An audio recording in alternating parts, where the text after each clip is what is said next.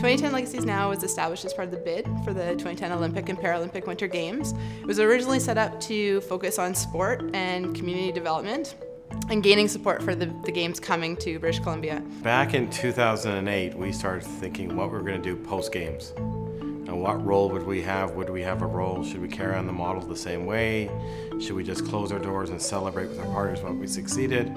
Or could we take our lessons forward? And our board said to us, a great question, if we weren't here, would anyone care?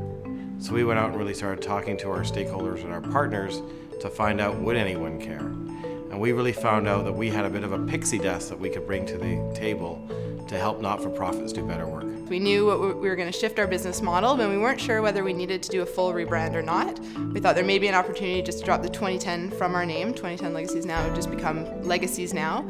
But when we actually looked at what we were doing and how we were going to be working in the new model and the difference in what our structure was compared to what it was previously, we actually thought we probably needed to do more changes than we originally thought we were going to do. Our role was, with 2010 Legacies Now, everyone forever. And we've gone to a new model where we're focusing on specific NPOs that we want to lift up.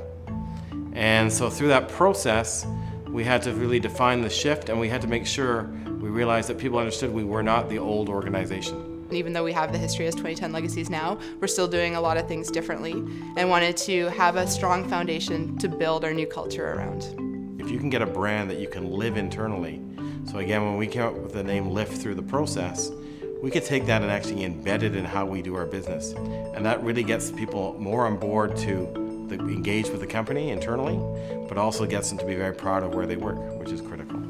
I think it's really about getting a strong foundation for the brand. It's not just about creating a name and identity. I think you want to make sure that name and identity is derived from somewhere solid and concrete and comprehensive.